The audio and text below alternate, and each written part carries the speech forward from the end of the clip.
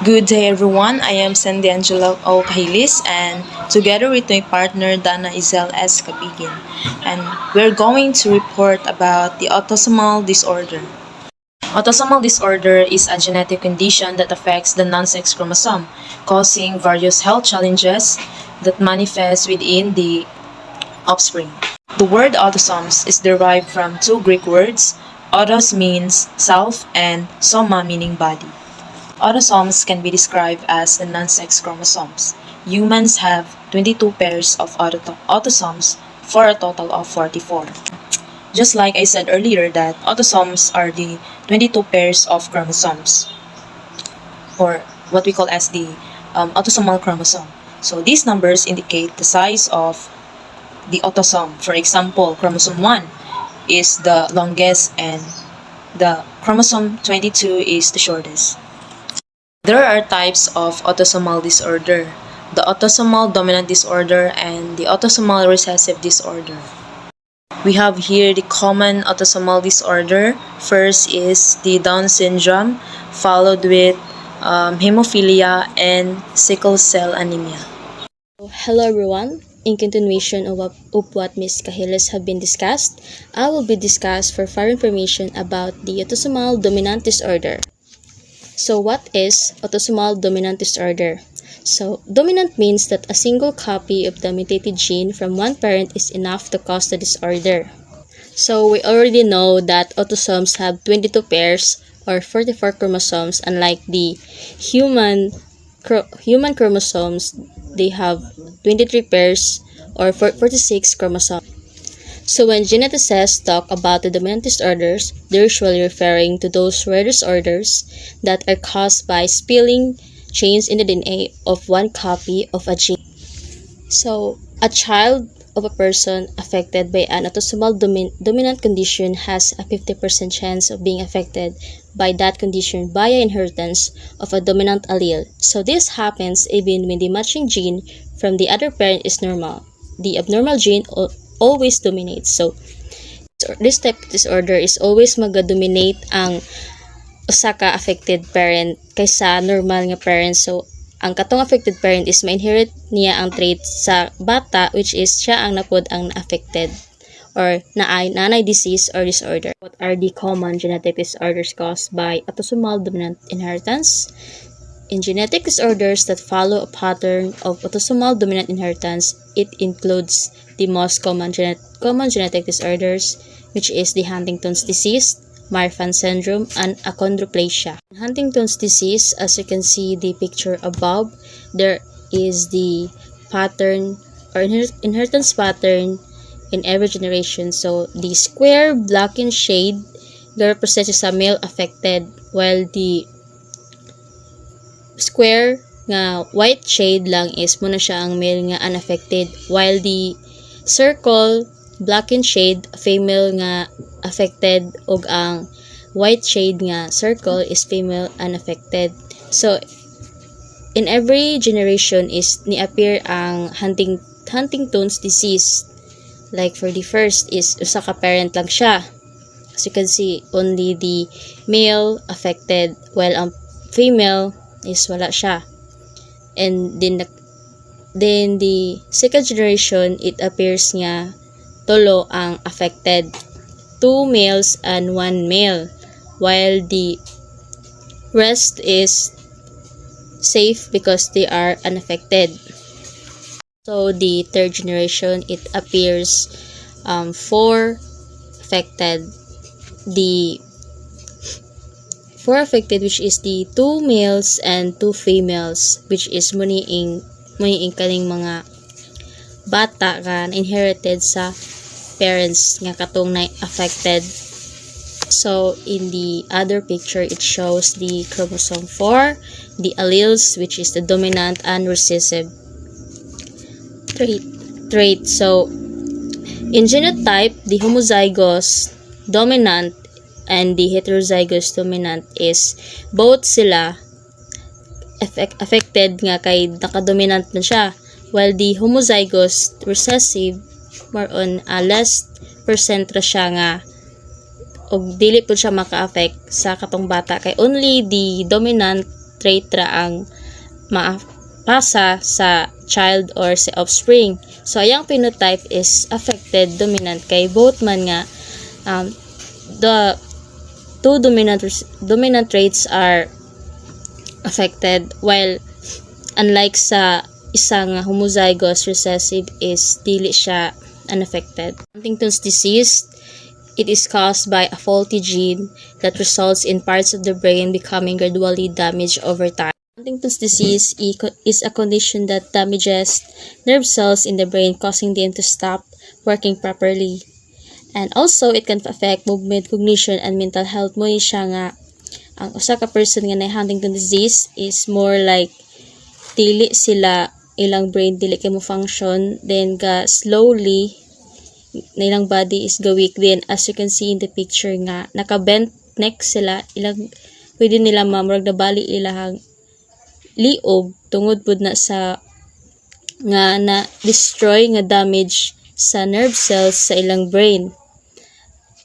This disease is a rare genetic disease that affects movement, thinking, and behavior. So it is also a genetic condition with a 50-50% chance of passing it on from a parent with the mutated gene. So Huntington's disease brain changes lead to alterations in mood, and it can lead to depression, anxiety, uncharacteristic anger, and irritability. So dali ra kay ni sila masuko. Even nga gamay ra kayo nga sayop nimo, wala na ni sila og mag-wild like sa ka person nga middle age na siya, murag gibalik sila pagkabata. And another picture above, it's shown that two types of brain, which is the normal brain versus Huntington's disease nga brain. So in the Huntington's disease, ang ilang brain is more sa lower part of the brain is na-destroy na or nagkanam-anam nakawala sa lain ang nerve tissue. While the normal brain is firm ug nara siya. Muna nga kahinay-hinay murag nasa like short-term memory because the nerve cell or the nerve tissue is nagkanam-anam na siya ka-destroy.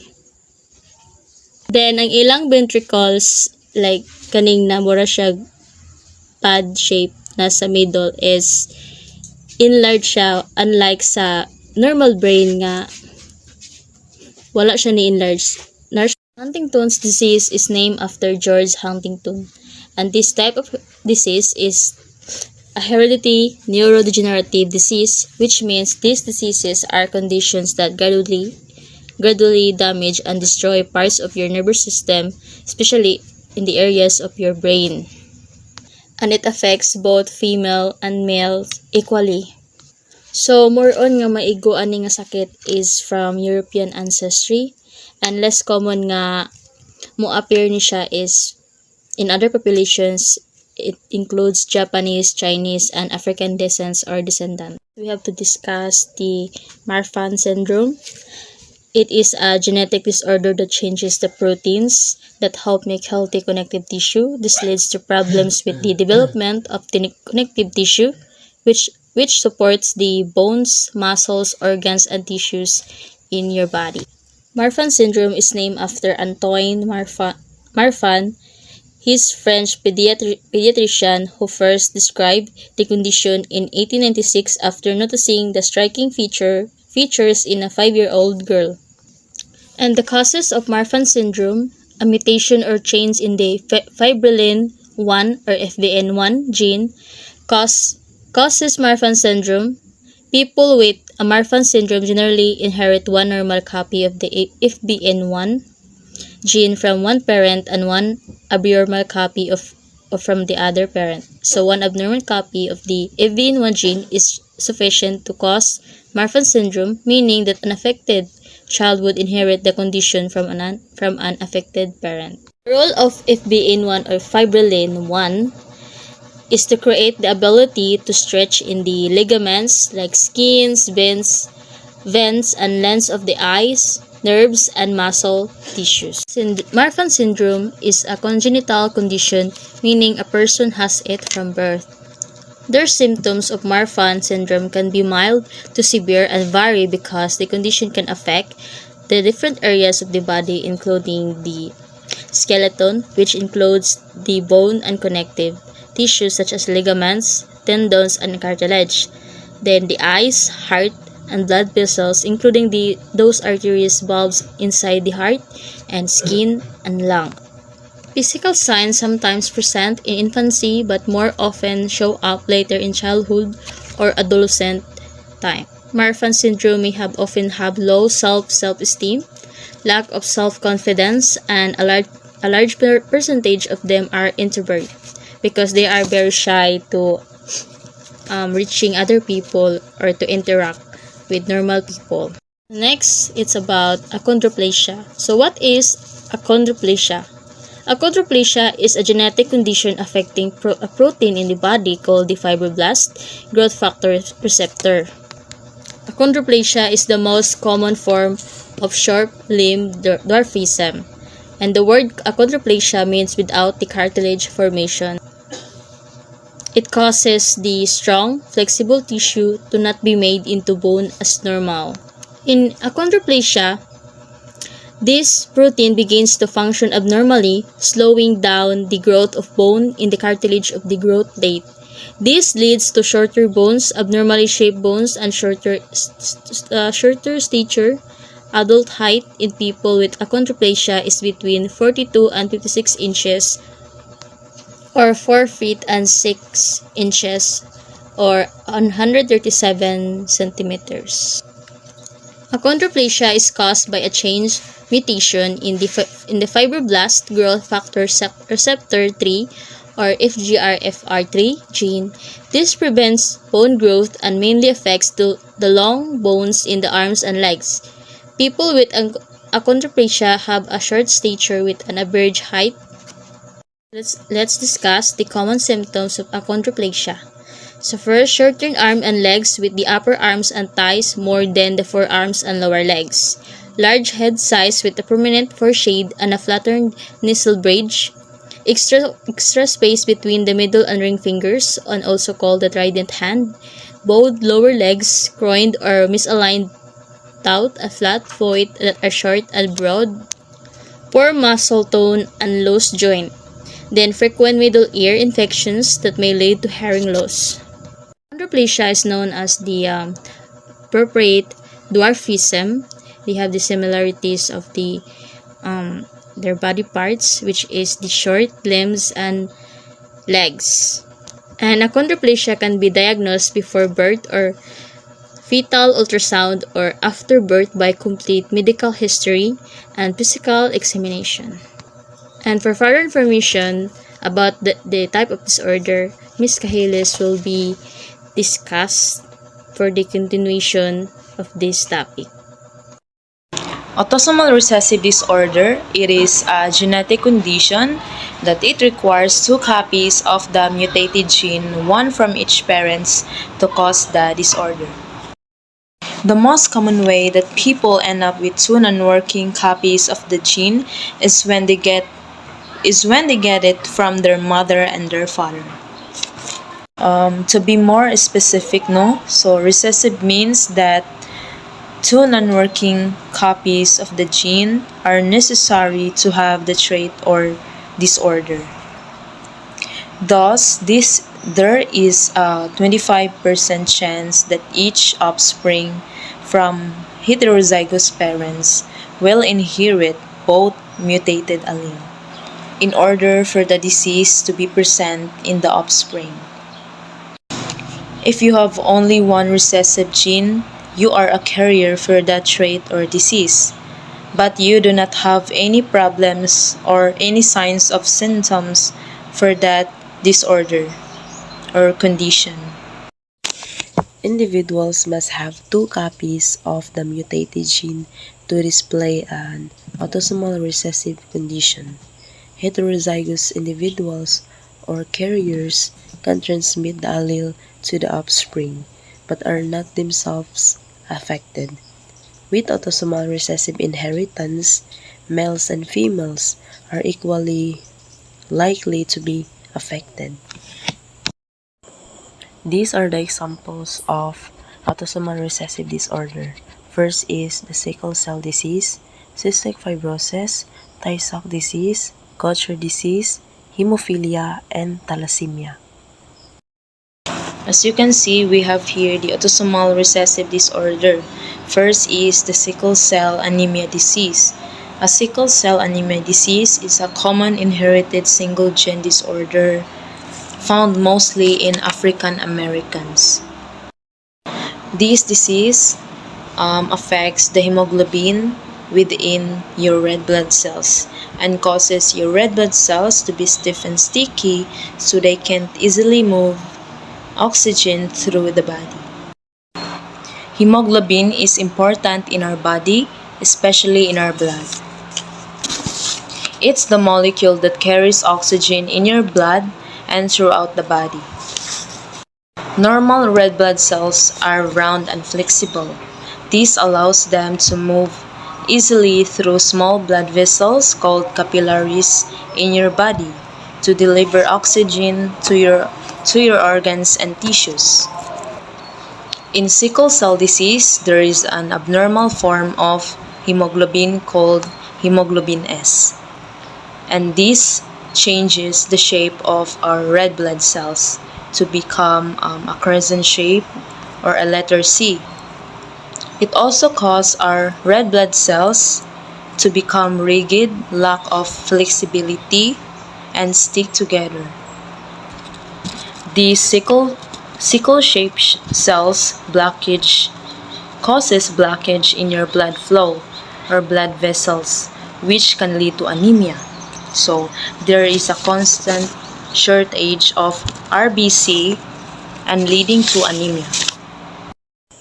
As you can see, that pedigree chart is used as a model. It used to show inheritance across one or more generations. So what is a pedigree chart? Usually, a pedigree chart is a diagram that models the inheritance of phenotypes from one generation to the next. Pedigree chart is usually used by scientists, genetic counselor, and animal breeders. Individuals connected by a horizontal line have mated and had children. Vertical lines connect parents to their children.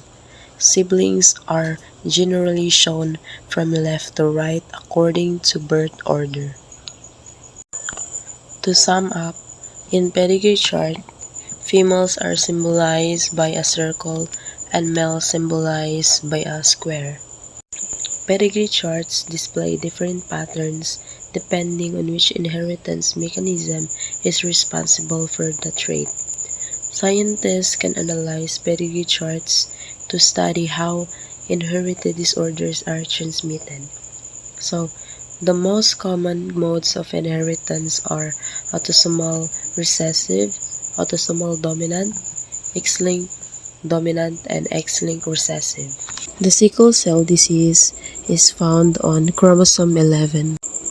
In first filial generation, the father is unaffected and the mother is a carrier. In second filial generation, 2 were unaffected and 3 are carriers. And in third filial generation, 1 is unaffected, 2 were carriers, and 1 is affected of the disease. In the right side, the parents were homozygous and heterozygous. And then they had 4 children. The first child is homozygous with a capital letter D. He or she is unaffected of this disease. The 2 children were heterozygous. They were also unaffected, but however, dili gyapon sila safe sa dani nga disease or condition. And the last child is homozygous recessive, means he or she is affected sa sickle cell anemia, in which na-inherit niya sa ihang parents. Sickle cell disease symptoms include anemia causing fatigue, paleness, and weakness, jaundice, which means yellowing of skin and whites of eyes. The reasons why a person have this condition, it's because of the mutation of the HBB gene. An HBB gene provides instructions for making a protein called beta-glucan. Beta-glucan is a component or subunit of a larger protein called hemoglobin, which is located inside our red blood cells. So the mutation causes hemoglobin molecules to stick together, creating sickle-shaped red blood cells. There are types of a sickle cell disease: the hemoglobin S, hemoglobin SC, and hemoglobin beta thalassemia.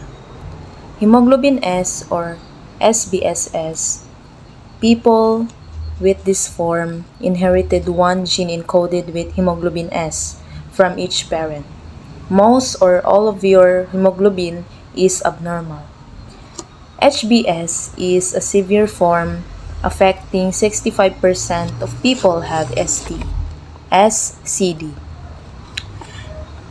Then hemoglobin SC or SBSC is people with this condition or symptoms have a mild to moderate form that affects about 25% of people with the disease. And hemoglobin beta thalassemia. Hemoglobin S beta thalassemia disease is hemoglobinopathy that causes symptoms similar to those of sickle cell disease but less severe. In hemoglobin beta thalassemia, there are subtypes, which is the SBS beta plus and SBS 0, SBS beta 0. And SBS beta plus will likely have milder symptoms, whereas in SBS beta 0 usually have a severe form of a sickle cell disease. Next is the cystic fibrosis. Cystic fibrosis is a common inherited single-gene disorder that affects the protein in the body. So in cystic fibrosis, there is a thick and sticky mucus that clogs the airways and make us difficult to breathe, and also can lead to blockage and damages of our body organs. The mucus interrupts the functions of our vital organs, especially the lungs, and leads to chronic infection. This disease is chronic and progressive. The thick and sticky mucus is the reason why we are difficult to breathe, and our air passageway is not normal. That's why nga maglisod ta og hinga and magdevelop dayon tong managhan dayon tong mga mucus nga naa sa atohang kanang air passageway. That most often occurs from respiratory failure in this disease. Additionally, the cystic fibrosis involves the pancreas and causes decreased absorption of essential nutrients and can cause reproductive system damage. The next also is the Tay-Sachs disease. The Tay-Sachs disease is a neurodegenerative disorder in which deficiency of an enzyme called hexosaminidase A. The genetic change that results Tay-Sachs disease is a result in a deficiency of the enzyme called beta-hexosaminidase A. This enzyme is required to break down the fatty substances GM2 ganglioside, which is the buildup of a fatty substances damages nerve cells in the brain and spinal cord. These fatty substances called ganglioside build up the toxic levels in the brain and spinal cord and affect the function of the nerve cells. Tay-Sachs disease is categorized as a lysosomal storage disease. Lysosomes are the major digestive units in cells.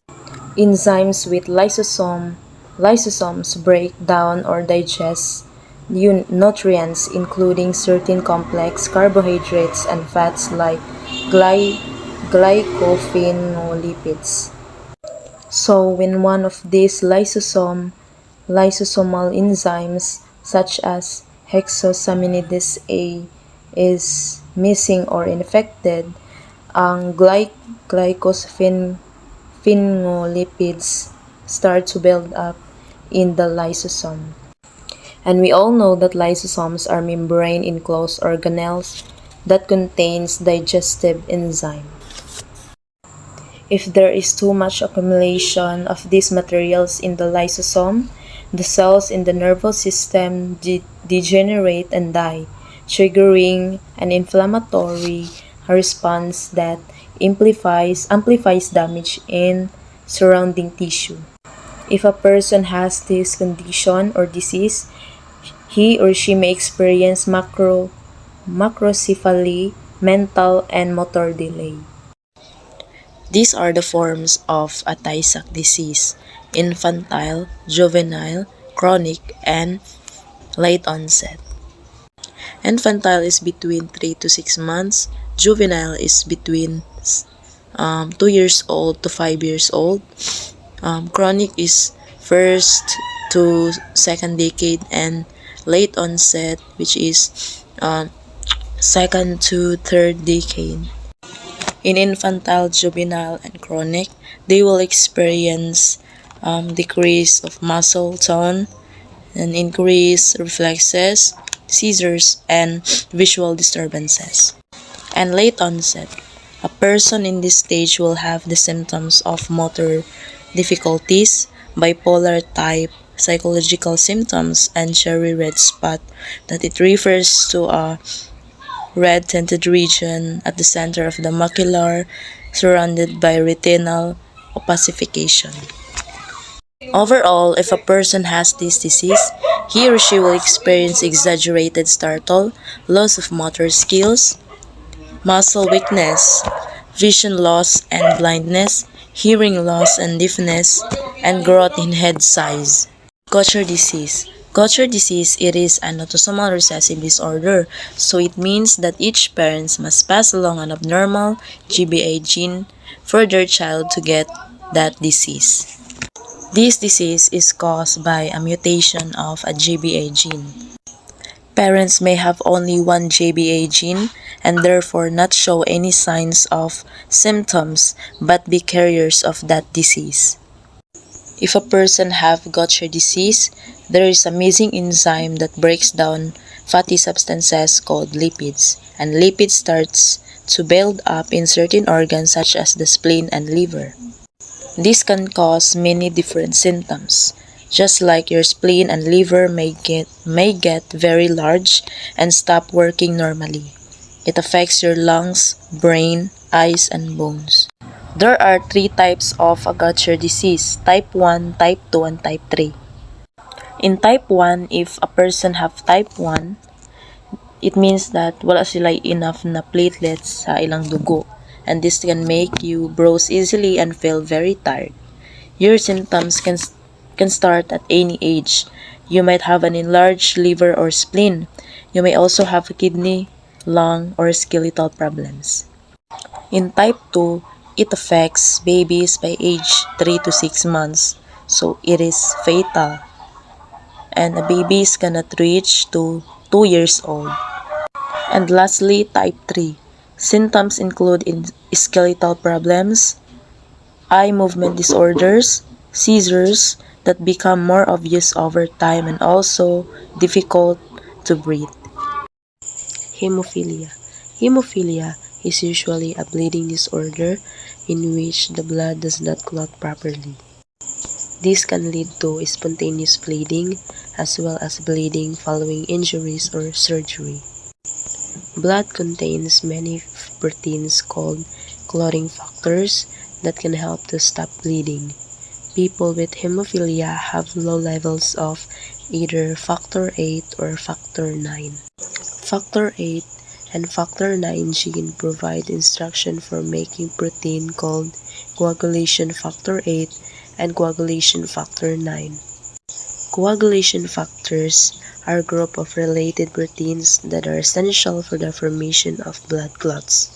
After an injury, clots protect the body by sealing off damaged blood vessels and preventing further blood loss. Hemophilia, a classic hemophilia. This type is caused by a lack or decrease of clotting factor VIII. Hemophilia B, Christmas disease. This type is caused by a lack or decrease of clotting factor IX. These genes are located on the X chromosome. Males have one X and one Y chromosome XY, and females have two X chromosomes XX. Males inherit the X chromosome from their mothers and the Y chromosome from their fathers. Females inherit one X chromosome from each parent. The X chromosome contains many genes that are not present on the Y chromosome. This means that males only have one copy of most of the genes on the X chromosome, whereas females have two copies. Thus, males can have a disease like hemophilia if they inherit an affected X chromosome that has a mutation in either the factor VIII or factor IX gene. Females can also have hemophilia, but this is much rarer. And the last autosomal recessive disorder is thalassemia. Thalassemia is an inherited blood disorder in which the body makes an abnormal form of hemoglobin. So it occurs when there is an abnormality or mutation in one of the genes involved in hemoglobin production. I already mentioned thalassemia, and I've also mentioned there the HBB gene, and we all know that HBB gene is responsible for making part of hemoglobin. People with, let's have a review first the two sa sickle cell disease. So people with sickle cell disease receive two mutated HBB genes coded for normal hemoglobin, one from each parent. There are three main types of thalassemia: the alpha thalassemia and beta thalassemia. In alpha thalassemia, in which the body doesn't make as much alpha globin, and beta thalassemia, the body doesn't make as much beta globin. Beta globin and alpha globin are the building blocks of hemoglobin. If a person is affected in this disease, he or she may experience headaches, paleness, shortness of breath, jaundice, fatigue, and spleen enlargement. There is no cure of this disease, but there is a primary treatment, which is the regular blood transfusion every 4 weeks. Thank you for your time. I hope nga dagan mo nasabtan sa among reporting as well as dagan pununta mo nasabtan. That's all. Thank you.